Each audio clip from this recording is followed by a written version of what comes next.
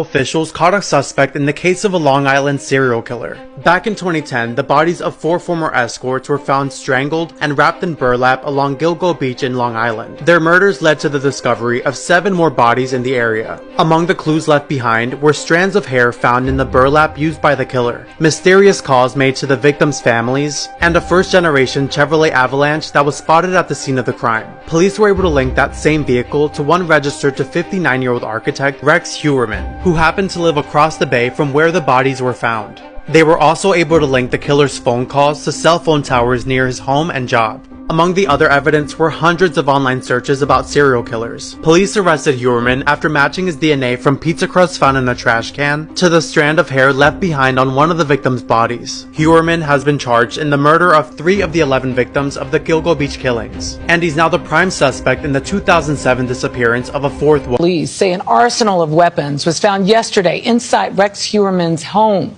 He's pleaded not guilty to all charges and is on suicide watch as he's held without bail while awaiting trial.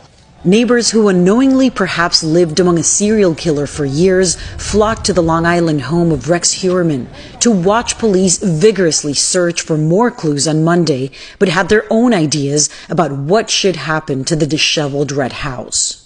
I think the village should probably act to take over the property and then tear it down. Investigators carried numerous boxes of the basement stairs leading out of Heuerman's home. They say they discovered over 200 guns in a vault. Heuerman is charged with the murder of 3 women and is also the prime suspect in the murder of a 4th victim.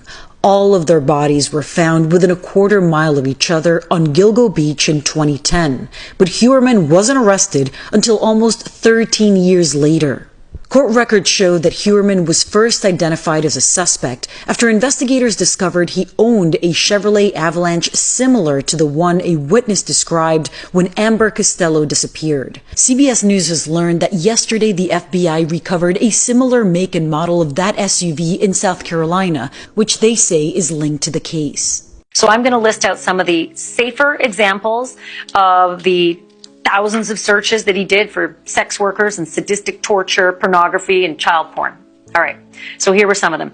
Mistress Long Island, mature escorts Manhattan, teen girl begging for rape porn, pretty girl with bruised face porn, torture redhead porn, 10-year-old schoolgirl, skinny redhead tied up porn, short fat girl tied up porn, chubby 10-year-old girl crying, blonde hair girl, young, depressed. In 2022, he was searching out the task force that was assembled to supercharge this decade-old investigation. He was searching out podcasts and docs, all related to the Long Island serial killings.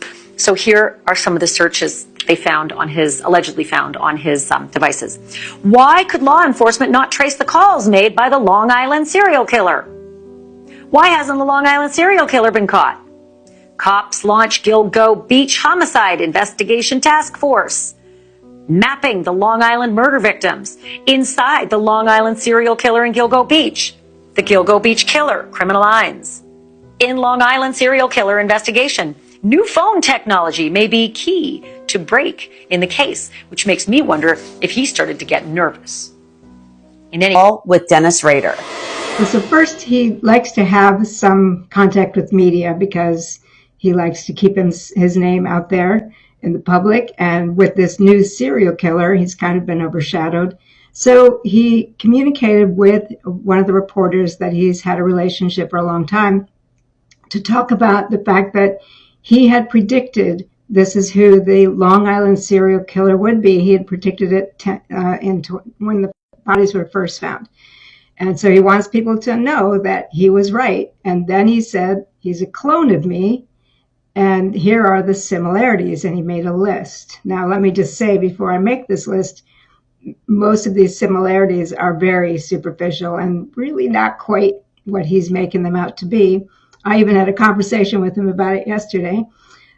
He thinks, well, because they were both arrested when they were 59, they both got away with it for a lot of years, although for him it was 30 years, and for Heuerman, if he is in fact convicted, which we don't yet know. So allegedly it's 15. He had a wife, 2 kids, a son and a daughter. He lived quietly in his neighborhood, passing as an ordinary person. Nobody suspected him. And he was essentially brought down with what Rader terms electronics and DNA.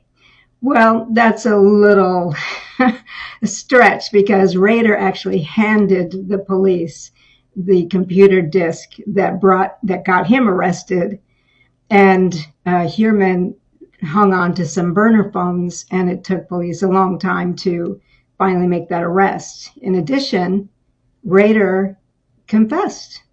When they told him they had DNA that pretty much nailed him, he said, well, then you only know about 7, I'll tell you about 3 more.